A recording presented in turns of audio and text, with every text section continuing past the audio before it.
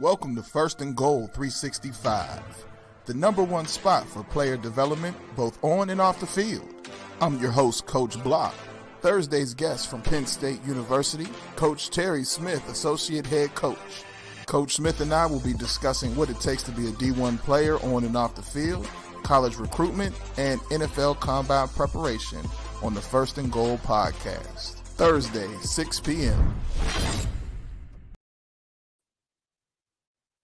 So what's up, everybody? This is the First and Goal podcast. Welcome to the show. And as usual, I always kind of bring in big name guests so that they can explain this information to parents and players, because the key to this is to try to educate everybody on the process, because the dreams and goals is for everyone to go to college and have those aspirations and dreams to play on the next level. So my goal is to supply that information to you as best as possible, but not just from my mouth, but from those who do this on the highest levels. So today I have someone that is a mentor to me, gave me my first high school job as a film analysis guy, explained the business side of this whole football side to me that I never understood until I met him, as far as understanding how the young men look on the field, to how they look off the field, to how they carry themselves, to making sure you know how to raise the money properly in your athletic program, making sure that you hold your young men accountable. He also let me start what's the word I want to look for in the program. He let me do the academic side as far as a study hall. That's it. He let me start a study hall with the program, where we had young men come in. That's where I started that. So my guys who now know why I'm so hard on you about grades, this is the guy. Whenever you heard me mention this guy's name, it always came with greatness. He's my rabbit. He's the guy that I pursue, the guy that I chase, because everything about him is excellence, from how we had to wear the shoes to the pants to the shirt, everything crisp and pristine. So hopefully I am giving a good example of him down here in North Carolina. And since you guys hear me talk about him a lot, I had to get him on the show. And my guest today is the associate head coach for Penn State University. He's also the defensive recruiting coordinator for Penn State University, and also the cornerback coach for Penn State University, my mentor and my friend, Coach Terry Smith. How are you, sir? Coach Blocker, I appreciate you having me here. You gave me far too kind of words. But I just wanted to express how proud I am of you, of all that you've achieved, all that you've aspired to be, and doing things the right way. And first and foremost, having young people's best interests at heart. And, yes, that's the guide to having success in this building, is treat kids fairly and treat kids as you would treat them as your child. And from there, your blessings will be plentiful. Absolutely. And for everybody who's watching, who knows me as a head coach, the model that I followed, adding a little bit of Coach Block, but the model that I followed was Coach Terry Smith. So even in interviews, you guys see me always mention my mentor. And the reason why is because, as he just said, he cared about the players more off the field than on the field. I got to be honest, their personal life to him was priority. And he would always say football would take care of itself. So the goal was to get the guys to trust and believe that that you're there for them. And he would always say they'll run through a brick wall for you once they trust you. And so we held those guys to a standard here in North Carolina. So my standard comes from this guy here. So I just want to jump into it, man, because I know a lot of parents are going to be waiting to hear what the heck is going on, because I always talk about recruiting and, understanding the business side of all this. So I want to jump right in with you, if that's okay. Sure. Okay. So how does one get on the board for Penn State? Like, I know you can't talk for other programs, but you can give us, some idea of, Power 5 and what you're looking for and what you see. How does one get on the board, and how does Penn State kind of start their recruiting, and how does this go for you guys? Well, there's a number of ways that we begin a recruitment of a young man. First and foremost, we're looking for good citizens, stand-up people in the community. Obviously, they have to be talented in the sport of football. Have good grades, and ultimately, they have to be different in the sense that being the best player on your football team doesn't mean you're a Power 5 football prospect. You have to be dominant in your position so that, when some grandmother that really doesn't know football is up there watching her grandchild play, and she can point you out. Right. She just knows you just seem to be around every play. Right. So we're looking for those different type of guys, but here at Penn State, we want that exceptional athlete, but we also want that exceptional student. Academics are important. We're a very well balanced university, both academically and athletically. So it matters that we find that great combination of both. And, not to say our kids that all come are perfect, but we're looking for a balance of athleticism, and academics. So if you can, just speaking to the academic side, man, when you guys place the board up, or matter of fact, I'll change it this way for the parents that have to, that kind of think like high school coaches or will rock a player or things like that. When you go to recruit a young man, what is that conversation like with his coach? Because a lot of people think that there's, politics that go on behind the closed doors or anything, but I try to tell people it's kind of really cut and dry. So if you can, man, when you come into a building or a school and you're looking to talk to the coach, can you kind of give what you're looking for once you sit down with the coach? Not so much in a ballpark figure, just really specifically like, hey, coach, this is what I'm looking for. Yeah, the first thing when I sit down for a coach, if I haven't already, request for a transcript. I want to know what kind of student he is. And one of the things that I'm looking for on the transcript, not only his grades in the core subjects, but I'm looking to see his attendance. Okay. Because it tells me who that kid is every day. Yeah. If I see a kid missing school 30 times in a day, he's probably not the kid for us. If I see a kid that's tardy to school 30 times in the school year, he's probably not the kid for us. Right. Now, I won't just shut those kids down. That's what my conversation with the coach is about, is to find out what's going on in that kid's life, because sometimes there is a valid reason. Yeah. Maybe the kid had an injury and surgery and had to stay at home, or maybe the mom or someone was sick, or sometimes there's a valid reason. And so that's what the conversation with the coach is who is this young man? Yeah. How is he in the hallways? How is he with his teachers? How is he with his mother? How is he with his dad? How is he with his friends? We want to know so that we know exactly what we're getting in that player, or that prospect. Trust me when I tell you, there's no favors in this. So a high school coach, that you may know 90 different college coaches, there's no favors that we give for a scholarship. Right. That kid is either worthy of a scholarship and coming to play at Penn State, or he's not. Yep. And, he has to earn that. And, there has to be a developed relationship for us at Penn State. We're a family type organization. So the mom, the dad, the uncle, the grandparents, whoever is directly involved with that young man, we need to build a relationship with them so we all are on the same page. Right. And that starts with the high school coach. We want to be on the same page with the high school coach. And if the high school coach doesn't want that kid to take a visit because he has a prior commitment with that team, that kid's not going to visit Penn State. We're not going to go against that coach. Okay. Because at the end of the day, what is that telling us? When he gets to Penn State, he's going to do the same thing. Yep. Yeah. Right. He's created the path of who he is. And so we don't want that. We want to have full cooperation with the coach, the staff, and just find out who the young man is, and find out, do we think he's a fit for us? He doesn't have to be perfect, but we're just looking for like-minded individuals that will fit into our locker room, that can build and mold as one team. So we have a quick question from a viewer. It just says, Coach Smith, how much does extracurricular activities outside of football weigh in the recruitment process for you guys?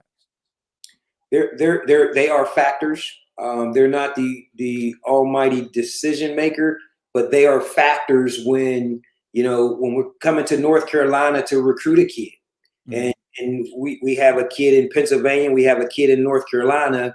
They're pretty equal, but the kid in North Carolina has more extracurricular activities, mm-hmm. is more community service. And so things like that, we align with those things. So we're going to lean toward that kid that has those extracurricular activities. And it just tells us the balance of the young man.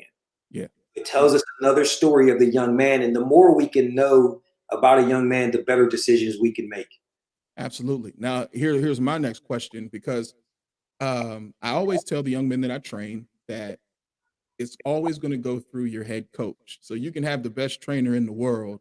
The coaches who come in to recruit still are going to go through your head coach as far as character, information from parents. They would rather get it from the head coach. And being in the seat as a college coach and being in the seat as a head coach, I noticed that both parents and players don't seem to really want to grasp that. They'll tell you who their trainer is. So if you can, man, can you talk about how you receive the information coming in, like you would prefer to see it from? Because a lot of people, or a lot of these guys out here, they're claiming to be trainers with connections, and they'll try to send out film and all that and say that can cut out the head coach.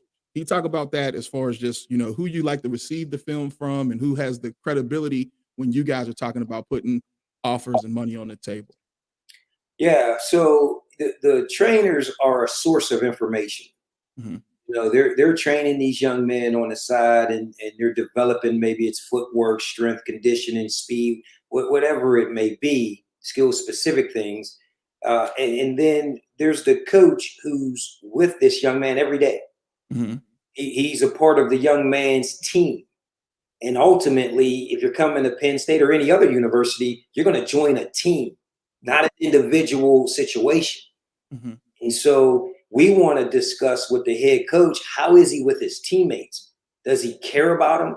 Is he a leader? Is he a follower? Is he a solo guy? Does he only care about himself? Will he sacrifice for the good of the team? Right. Those factors matter, and we can only get that from the coach. Mm-hmm. The trainer, like I said, is a source of information. We at Penn State, we prefer to go through the head coach and the staff, because they're dealing with these young men each and every day. And as these young men are playing the actual game of football in pads, that the coach is the one that knows them best. Yeah, absolutely.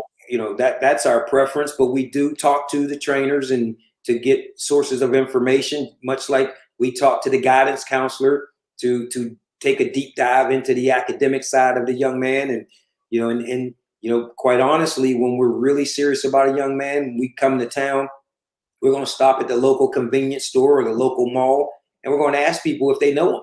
Mm-hmm. Random questions. And if they know him, we're going to ask them a million questions to find out who this kid really is, because they don't really know who we are. Right. They don't really know why we're asking these questions. They're just going to tell you their opinion. And so those are the reasons why we always want to live a good life. Yep.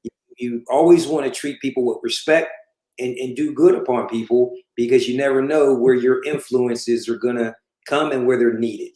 Absolutely. Now, before, this is kind of like a segue into my next major question. And when you're setting up your board and all that, do stars matter or influence recruiting for you guys? I would be remiss to say that they don't matter. Mm-hmm. The stars matter only because it gives us a beginning reference point ahead. So what I mean by that is, let's just say 247 came out with their top 300 and they have 5-star, 4-star, 3-star. Mm-hmm. So we will take a look at that list. It doesn't mean, okay, they have them ranked 1 through 50 players in their position. We will take a look and we will evaluate them and come to a conclusion ourselves to make sure we dot an I, cross a T, and we haven't missed on a kid or misevaluated a kid. Mm-hmm. And at the end of the day, we go back to our own research and development of how we find prospects through the high school coach, maybe through trainers, through our networks that we've built all around the country. And that's how we get on our young men get on our list. So we do it from the scouting services, and even a bigger part, we're going to do it from relationships. So, you know, a university like Penn State, we love to stay on the East Coast. Mm-hmm. Not to say we don't go to the Midwest or to the West, but when you look at 85 to 90% of our roster, it's the East Coast. Yeah. So that's where we have our strongest relationships. That's where, you know, I know you, Coach Blocker, and I know when you call me for a guy, you know what I'm looking for. Yeah. And so there's trust in those relationships, and you know, and that's what we hang our hat on. Cool. So real quick, I got a sponsor for my second down. So let's go into the second down sponsor real quick. Second down brought to you by Camp Gladiator. The summer countdown challenge is here. Make hustle your habit. Set goals and make progress. If you're ready to get snatched for the summertime, contact D Block on Facebook for all of your fitness needs.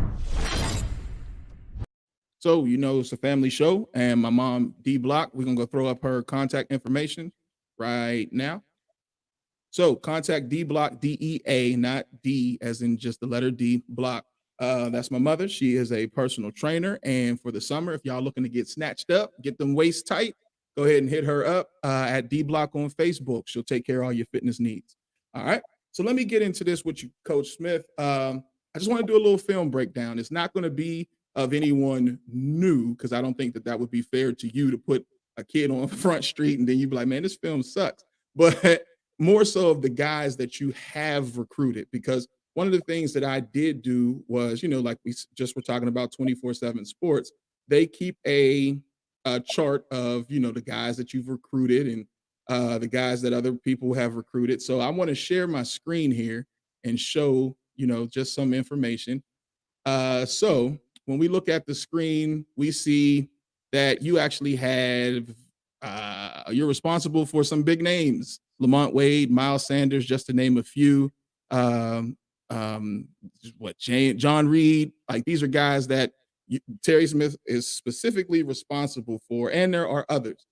Joey Porter Jr., Brisker. These are guys that Coach Smith has evaluated film on and, you know, put into the program. So what I wanted to do was go over the film with you so that guys kind of have an idea of when they're putting together this highlight tape, they can see like, yeah, my highlight tape may not measure up, and they can see why you may have selected these guys, because a lot of kids kind of don't understand what plays to put on. And I learned from you about highlight tapes about, you know, you got to have a splash play within the first 3 plays to keep somebody interested, or you're wasting time. So I'm going to run first. I'm going to run Lamont Wade's, because it was pretty interesting, because it took me a second to even see his specific play. But, you know, if you can, I think once I hit play, we'll still be able to hear you talk over it. So just some of the things that you see in his play, if you can. I muted the sound, so yeah, you can talk over it.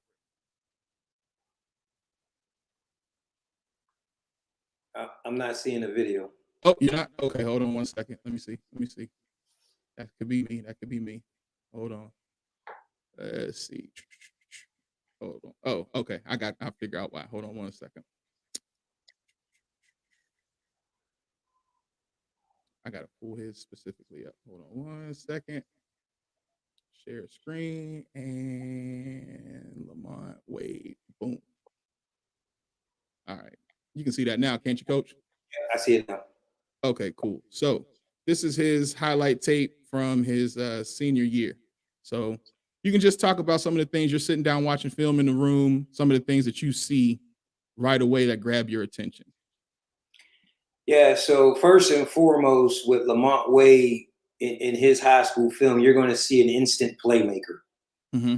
You're going to see a guy that makes interceptions, runs touchdowns, runs kicks for touchdowns, big hits, just an exceptional playmaker.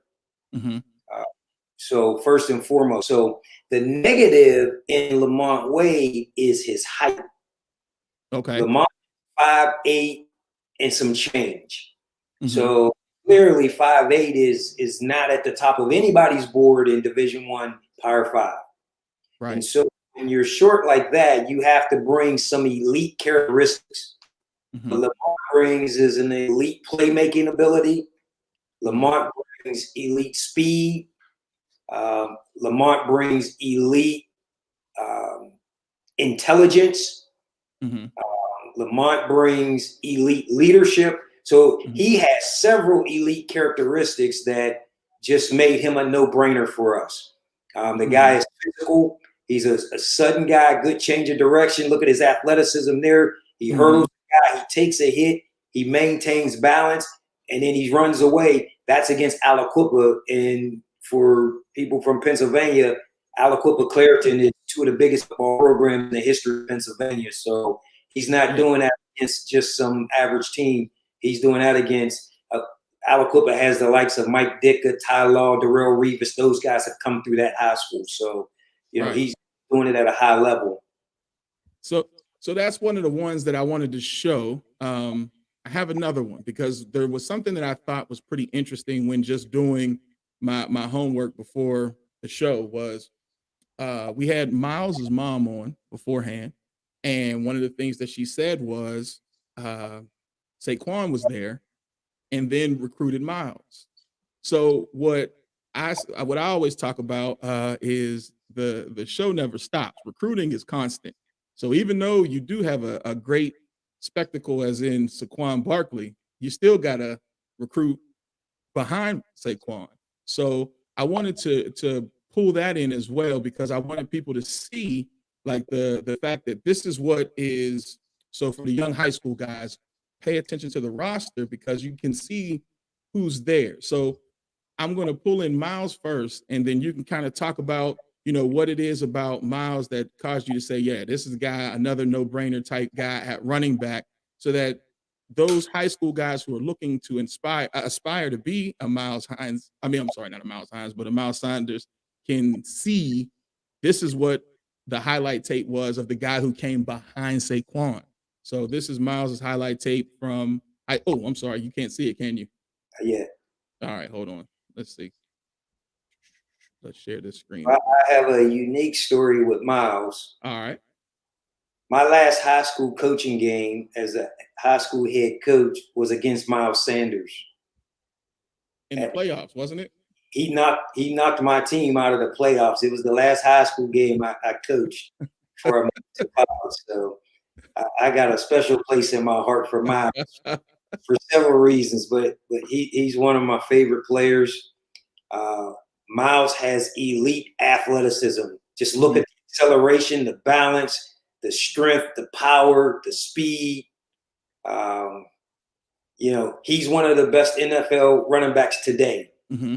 And the guy showed it at an early age at a historically great program in Woodland Hills.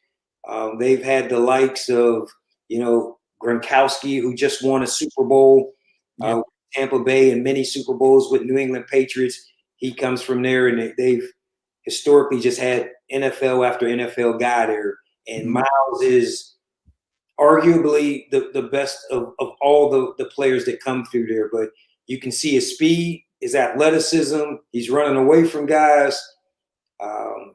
His ability to finish. And then he has great size. Miles, I think, left us at about 210, 212. Yeah. So he's not a small back. He's considered a relatively bigger back, which helps create his durability.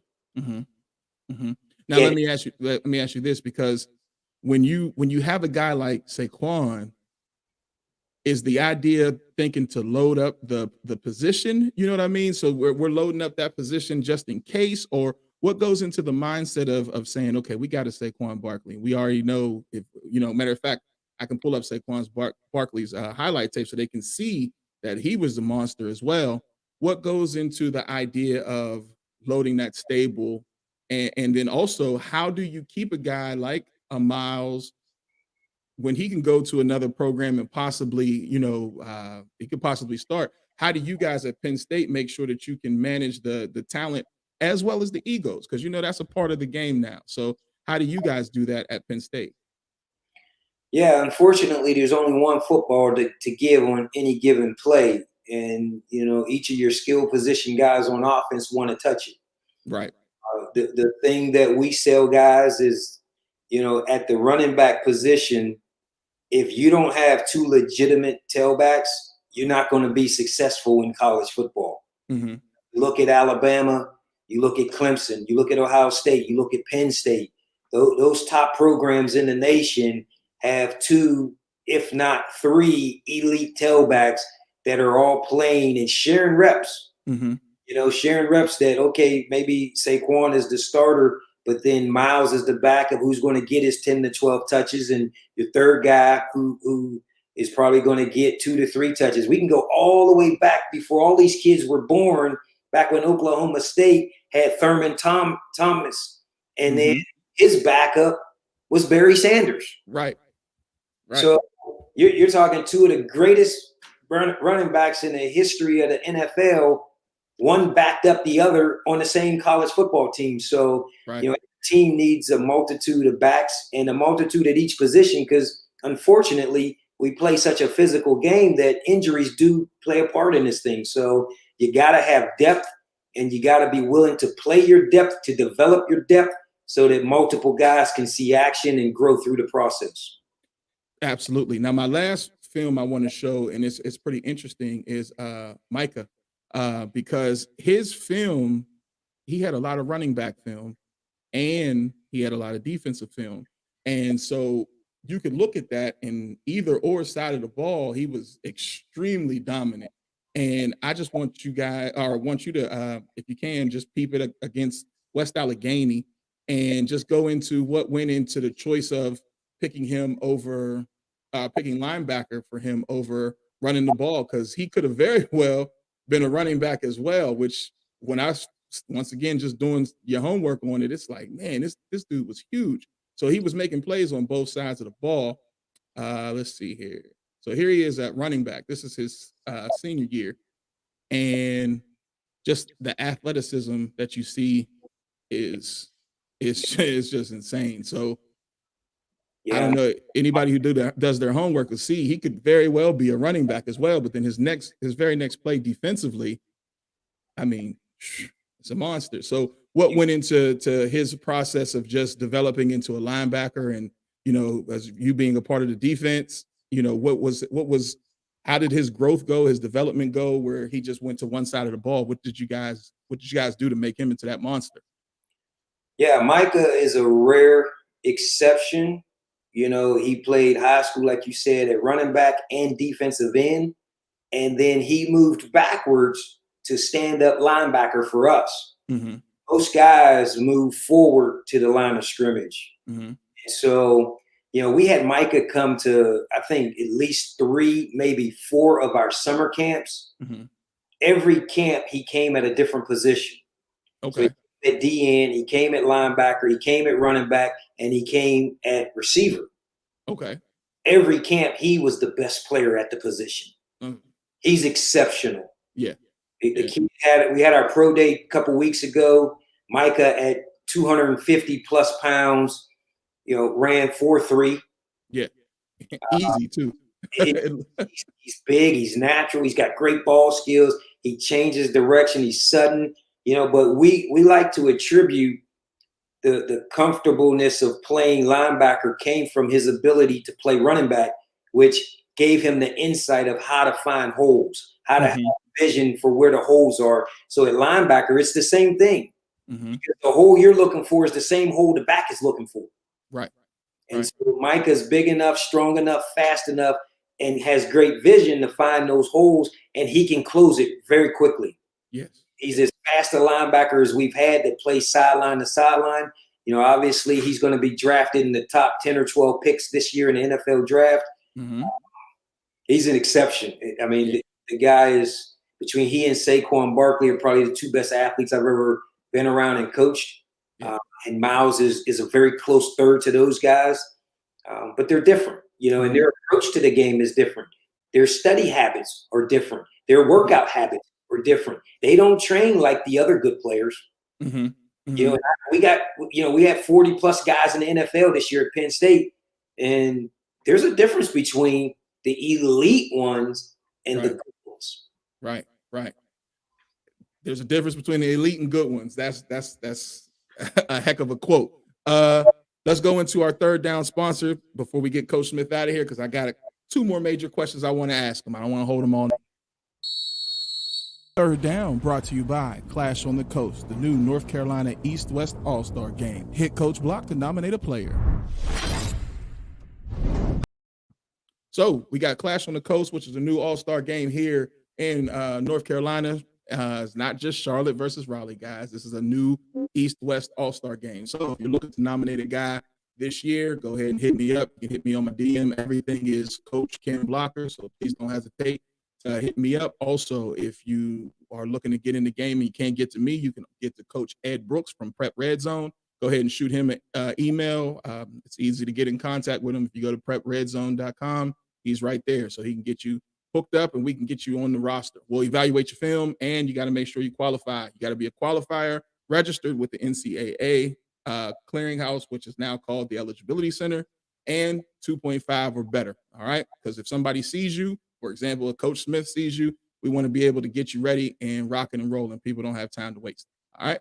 So my next question, because I've seen you do it, I met you initially at Duquesne University. I've seen you progress. My question is, how do coaches progress in this game where, you see a lot of people saying, well, we can't make it this way, we can't make it that way. How do coaches progress? The one thing that you told me when I first met you was, if you learn how to evaluate film, you'll always have a job. What was hilarious was my first college job, I was evaluating film, and then it took me into being a running back coach at Shaw University. So what is it that helps coaches advance? And I'm not even going to put the tag black or white. I'm just going to say, what is it that helps a coach advance? Well, work ethic is a major factor. As coaches, we all put the time into our process. I think one of the biggest things to advance is the ability to go sit and study with other staffs. Mm-hmm. Just to, take a visit to Penn State or, down in you guys' area to University of North Carolina or NC State, Wake Forest, any of those schools, or, Wofford, or any school that there's a staff that's doing something that's different than yours, or something that maybe they're doing what you do, but they do it really, really well. Mm-hmm. Ability to sit with those guys. And when you're sitting with those guys, that's the networking piece. Mm-hmm. The networking piece is very essential to taking that next step. So you got to have knowledge of what you're doing, get out and do as many clinics as you can. So, when we're at the Nike Coach of the Year clinic or any other clinic, and all of a sudden we step in to see a high school coach talking about red zone defense or third down defense, or, your RPO, whatever it is, mm-hmm. Taking notes, because at the end of the day, we're still learning everything every day. As great coaches, you don't know everything. And if you think you do, then you're already headed to your retirement. Mm-hmm. So, I learn every day that I go to a clinic from high school guys. I like to sit there with the high school coaches and the college coaches and try to learn. So when you're at these clinics, you want to make sure that you're networking and getting in front of those guys. And what does that do? That is actually your resume. That's your interview to showing these guys, hey, this guy can coach. He's a great teacher. He's a great motivator. He's a great people person. Mm-hmm. I'd like for this guy to work with me. So, those are the biggest attributes. Go work the summer camps, at whatever university that you're choosing to, go work those camps. Why? Because we see you coaching firsthand with those players. Right. We see how you're coaching a kid that has very little talent. Mm-hmm. We see how you're coaching a kid that has exceptional talent. Mm-hmm. Is there a difference in the two? Yeah, there is. but not with the core fundamentals. Right. So the fundamentals of your position are essential to be taught each and every day, each and every season. You know, does my one kid learn faster than the other? Yeah, then I may be able to speed his process up, but I'm still going to go back to square one and reteach the fundamentals of the position to make sure that we don't take anything for granted. So the biggest piece is networking, learning as much football as you can, clinicking to get in front of coaches, and then go and work those college camps to be able to show what you can do firsthand. So in the process, one of the things as a head coach I took from you was film preparation. Can you speak to the importance of that? Because I do know that a lot of young coaches don't invest in as much in film. I see them, they can get on the board and draw it up, but when it comes down to really sitting down with that remote control or on huddle with that mouse pad and really understanding that film breakdown, how important is that as a coach, just, for young guys? And I don't mean just high school, college, even, youth coaches that might want to work their way up. How important is film preparation?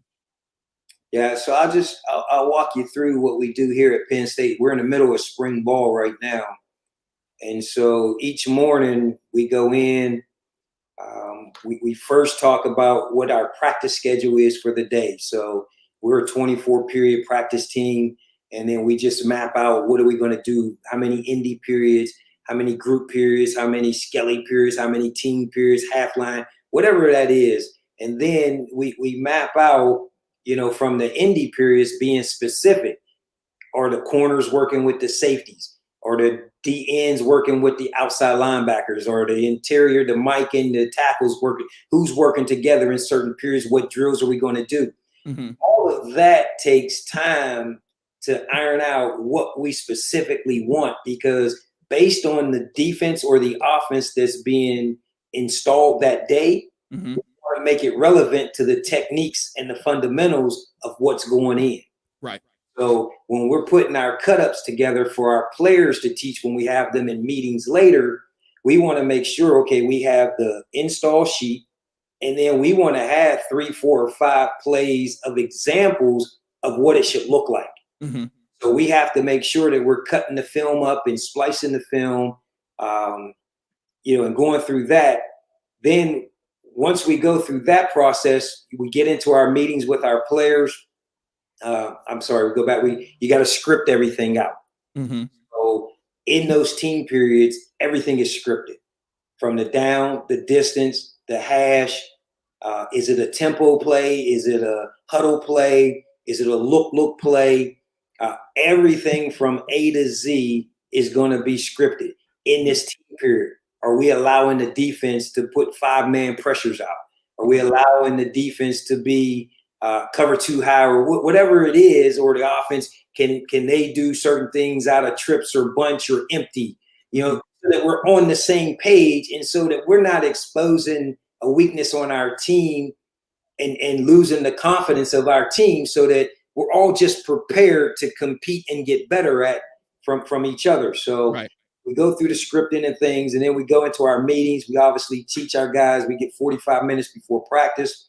And in practice, we go through the whole practice. Everything is filmed from the moment you walk on the field. So pre-practice, walkthroughs, you name it, we film it.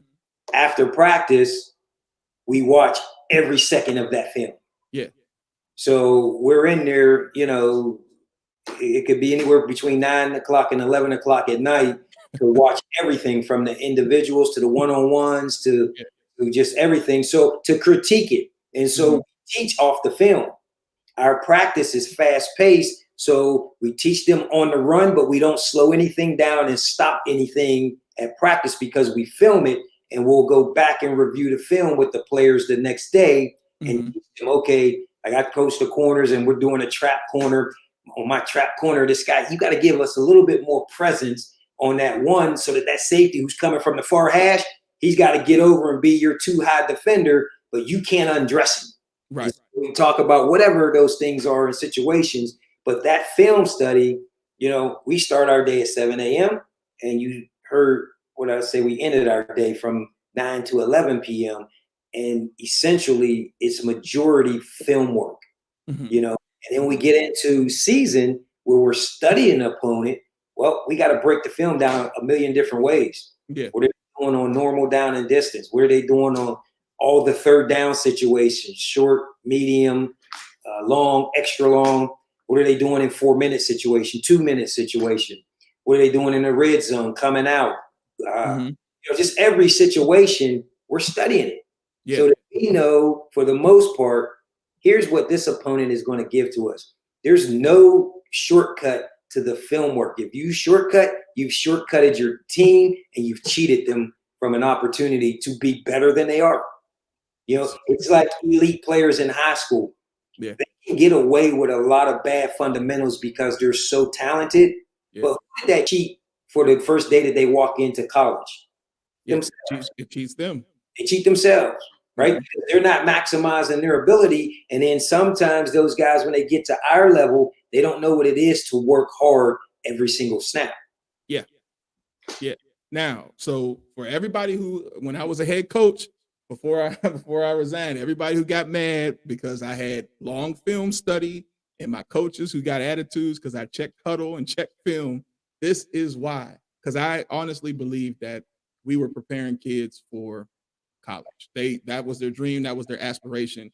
You don't want young men to not understand that aspect. And then coaches who want to advance, you have to understand that film is everything. Like, it's everything. If coach, before we go to our last question, if you said something that I didn't do, and maybe now in that role again, I'm going to do. You said you film pre-practice.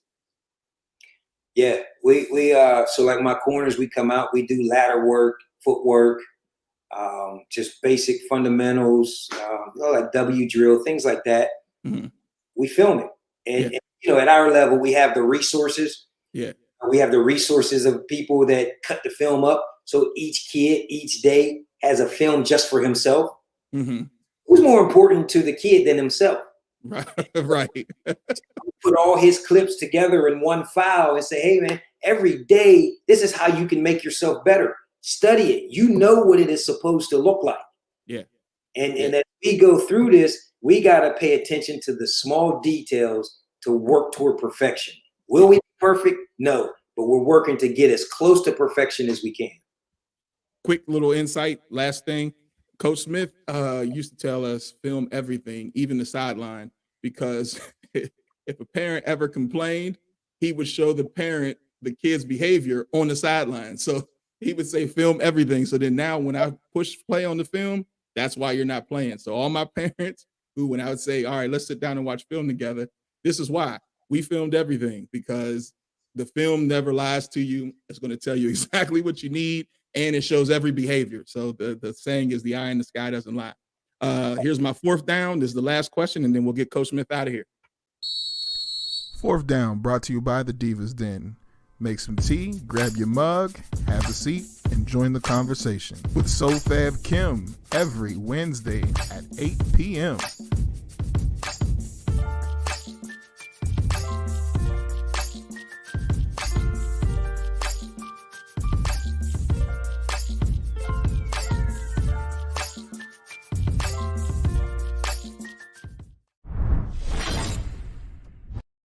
Behind the scenes, as you guys know, is my sister Kimberly. She also has her podcast on Wednesday, the Divas Den, in the Divas Den. So please check her out and support. My last question: prep versus JUCO, and then, if you can, talk about the transfer portal, because right now a lot of parents are panicking and going nuts because they hear coaches are in the transfer portal deep. Then you have kids who are like, man, I'm just going to a JUCO, and they don't necessarily understand that process. So if you can, for me, explain first the prep JUCO, and I'm not going to say give your suggestion, because then people will say Coach Smith said, but just kind of explain the pros and cons. And then if you could just kind of touch on what the transfer portal is and how you guys are using it at Penn State. Yeah, so prep versus JUCO, typically it comes down to the academic success of the student athlete. So prep school is a choice to extend high school. maybe a kid didn't get recruited quite the way he wanted to get recruited. So he uses prep school as an additional year of high school to help himself get recruited all over again. Mm-hmm. JUCO, you can use it for that same factor, but most JUCO players are academically ineligible to play at the Division I level because they didn't meet the minimum standards of, academic success. So when they're in that situation as a JUCO, they have to complete 2 years of junior college to be eligible to come to Division I football. Mm-hmm. And they have to graduate with an associate's degree to qualify for that. So they'll have to stay a full 2 years. And typically that's kind of the difference between the two. We have taken prep kids and we have taken JUCO kids. We typically take a lot of them, just the philosophy of Penn State. We prefer to take a kid from high school and develop him straight from high school to our level. Mm-hmm. But not to say, one of our best football players is from a junior college, Jaquan Brisker. He played at my former high school, Gateway High School, where Coach Block worked with me. And he had to go to junior college because of academics. So, we've taken them from both, but we don't want to make a living on junior college and prep kids. We prefer to go right from the high school. Cool. And then, so the last question is the transfer portal, because you have a lot of parents who are hearing information about the transfer portal and that coaches, you kind of pretty much answered the question in reference to you guys like to develop, but if you can just kind of explain what the transfer portal is and then how you guys are using it in your recruiting process at Penn State. Yeah, the transfer portal, in my eyes and our eyes, it's both good and it's bad. The good is it gives a kid an opportunity that maybe his college career isn't going the way he wanted it to go, and it gives him a second chance to have a new opportunity and a new second chance of success somewhere else. It's bad in the sense that it allows a lot of kids an out opportunity, meaning we all have to learn perseverance in life. Right. Things aren't typically given to most of us in our normal everyday life, and we have to overcome obstacles. When you go right into the transfer portal, well, have you exhausted your opportunities to overcome whatever those obstacles were at that university? So that's where sometimes I feel like kids are, opting out of that situation. And, as a freshman kid coming in, every kid has that dream. I'm going to be Saquon Barkley day one. Yeah. Well, Saquon Barkley started day one at Penn State. Yeah. Yeah. Miles Sanders didn't start day one at Penn State. Right. Micah Parsons did not start his freshman year at Penn State. Right. Right.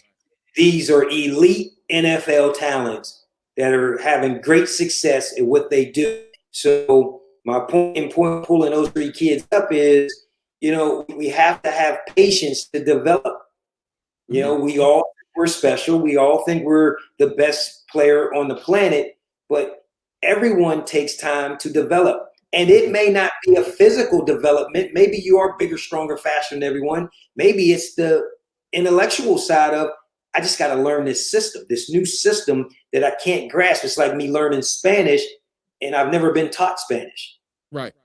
And so the way we talk football and our verbiage, sometimes kids have a hard time grasping that. And so that may take time.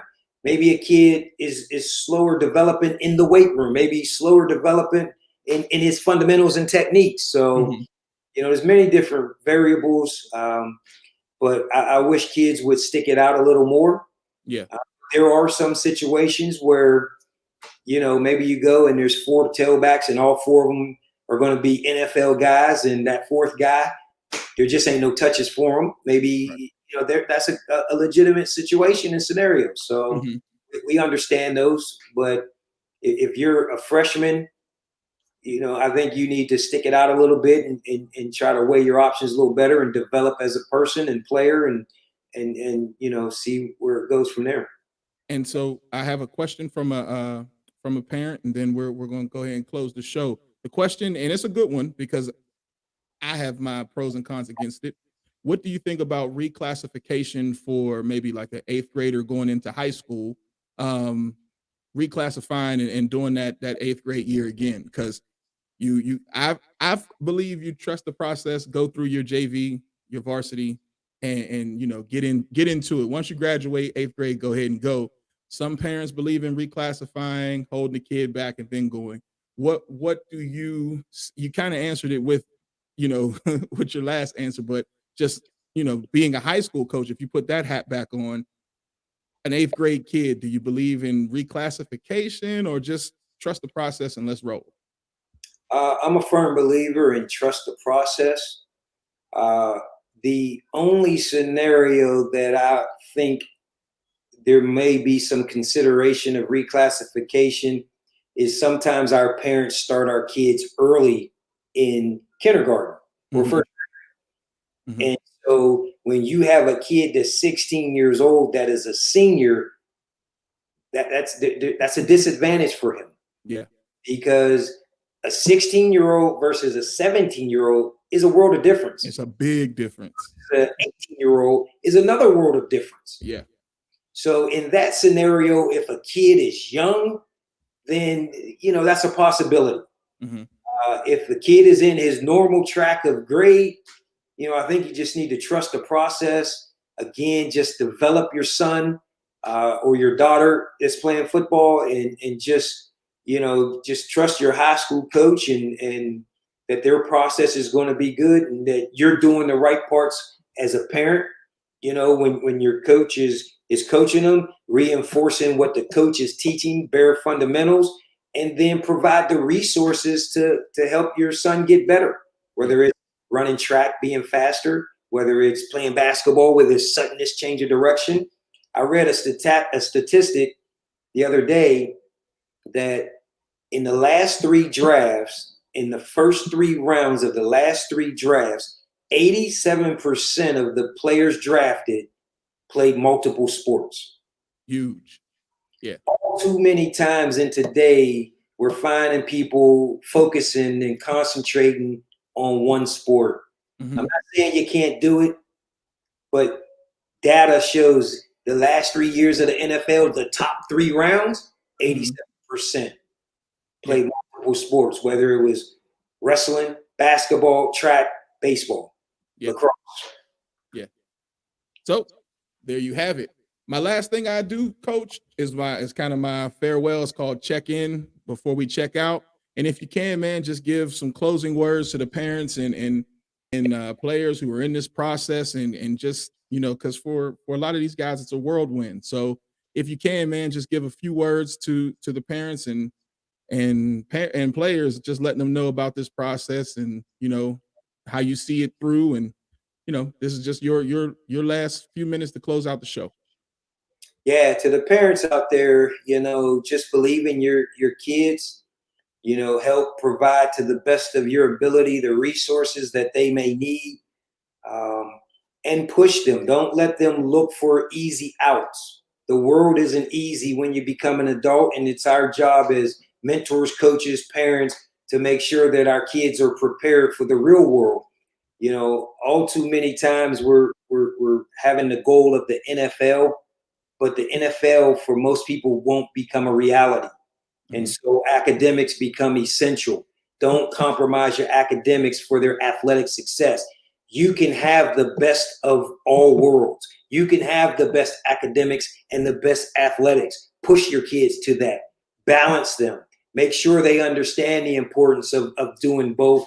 And then at that point, be a supporter for them. There's going to be great days and there's going to be bad days. Help them through those bad days. Keep encouraging them through those bad days and those good days. And, be a parent, not a friend.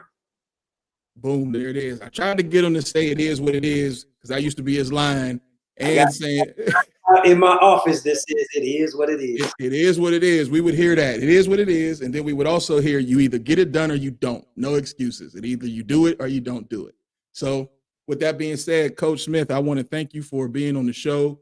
Thank you for all that you've done for me and working through me, you've helped other kids, and I've taken what you've taught me and molded it in to my own and to where now we're here. And I want to thank you, man. I don't think a lot of people get enough credit or when they're alive and well. And I want to give you all the credit because you've molded young men, you've molded coaches to become head coaches, and you've had an influence on the community and the city that I don't think a lot of people give you the respect for. So I appreciate you and thank you. And we got to do this again, man. Let me know. I appreciate you, Coach Block. Miss D, good I didn't formally see you, but I know you're back there in the background somewhere. Good to hear from you, Miss Kim, everybody. So thanks for having me, Block, man. Good luck this year. Thank you very much, man, and good luck to you as well. See you later. Okay. So, so all you guys that watch this, there's a lot of information. You guys heard from Coach Smith about recruiting. You heard about stars. You heard about the board. You heard about all that. And it is a lot of information. And that's D1. So that's one school. But what I can tell you is he competes against all those other major schools. And so I'm not going to say it's the same at every university. Everybody has their own thing. But some of the fundamental stuff that you heard about preparation and film and making sure you got everything in the ducks in a row, having a good relationship with your head coach, and making sure you do all the things that are done on your part.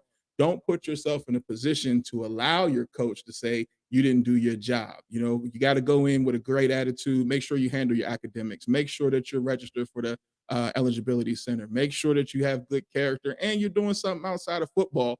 And let's play multiple sports. Please play multiple sports. Each sport complements the next one, okay? And for anybody who is still interested in the All-Star game, don't hesitate to hit me up. I still have a couple spaces left. I was in Wilmington this past weekend, or I'm sorry, just yesterday. I was in Wilmington yesterday. It feels like the weekend. I'm tired.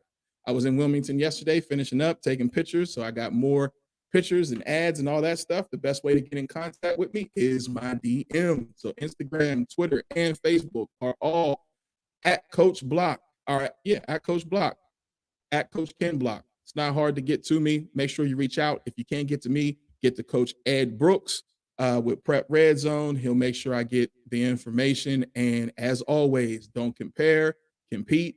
Let's have a strong weekend, and I'll see you guys next week. Peace.